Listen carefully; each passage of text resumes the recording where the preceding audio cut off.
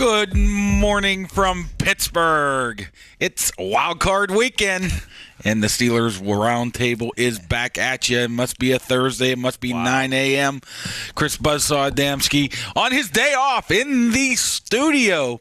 You're used to that, aren't you? That is the absolute dedication that Chris Buzzsaw Adamski has for this show, and I'm not quite sure why you got my Twitter page up on your computer, but we'll talk about that later. This is the Steelers Roundtable on Trib Live Radio, brought to you by Goodrich and Geist, pursuing justice for real people, online at goodrichandgeist.com. Buzz, there's one big story happening.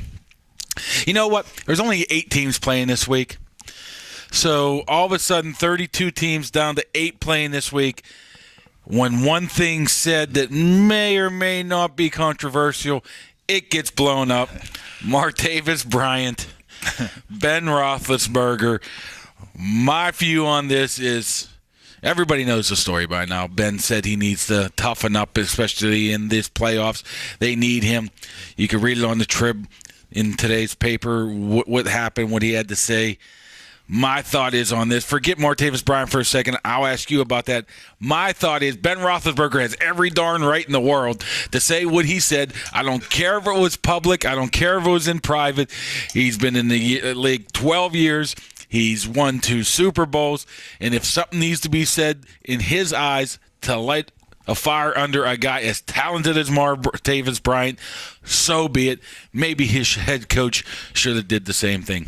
Yeah, I don't know who. Somebody said, I'm being serious, I can't remember who said it yesterday, that Martavis Bryant's the key to the Steelers, can win the Super Bowl if Martavis Bryant. It was somebody in the Steelers meeting room. Important. But yes, he I don't know if I go that far for sure that I can win the Super Bowl with him or without him. But he is, let's face it now, especially if you're down to another run. All of a sudden, this dynamic offense, there's a point where there's a breaking point without your center, your left tackle. If your number 3 receiver is pretty much a no-show like he was in Cleveland, whether it be injury or illness or lack of focus or whatever it was, and probably it was some combination of those 3, he was literally not there. And if you start chopping down your weapons one by one now, that makes and we've seen it in terms of the offensive production the last 2 weeks. Martavis Bryant was a non-factor, and the Steelers only scored 17 and 28 I think points. we agree that he's needed. They need him to pick up his game.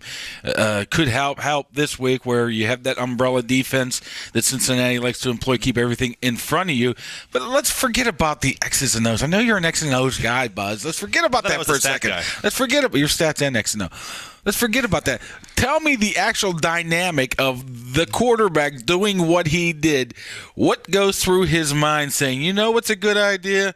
Let me publicly call out this guy because you know what? In my opinion, he's probably been on his case forever, and it's just not going through that thick skull of his. He goes, let's try something else. And well, I was getting to that. You don't let me finish. Nah, you were just going about something else. His importance to the team, I think Ben recognized that he needs Martavis to be the big play dynamic Martavis that we've seen through much of his career, and not the one that's been the past couple of weeks that hasn't really been a factor. But do you have to do this in a public forum, though? I think it's all right. Yeah, I'm okay with it. I think it gets.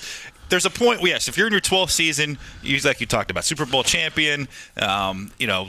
The quarterback's always the leader, but especially when you're the oldest guy on the offense, you're a leader. I mean, there's so many reasons. He's probably a future Hall of Famer. Martavis is only in his 2nd season. What's he going to do? Fire back at him?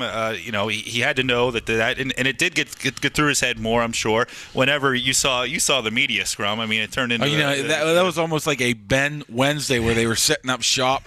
People were having boom mics and little mini ladders. I should have brought my selfie stick and tried to stick it in there or whatever to get it in there. My question is, how do you think Martavis now handled this? I thought he handled it quite well. I mean, you could just say, well, whatever, I just need to get better, not answer it.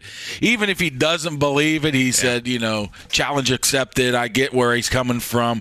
I thought he handled it well. I don't know if that was a PR ploy on the Steelers' part. This is what you should say here, but I think he even handled it well. It should be dead right now. I'm going to retweet it. A wise man just yesterday at exactly 4:12 p.m. tweeted, Martavis Bryant said all the right things, handled it right. And I happened to go through your Twitter timeline last night, and I saw that, and I thought it was right on target. You're right.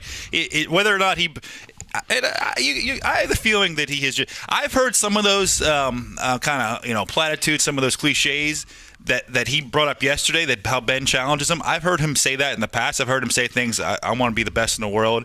I've heard him say things like that. So you're probably right, or I'm sure you're right, that Ben's been kind of in his head for a while here now. Yeah. And so, but that being said, you're exactly right about even if he didn't believe it, if he didn't agree with it, even if he's mad about it.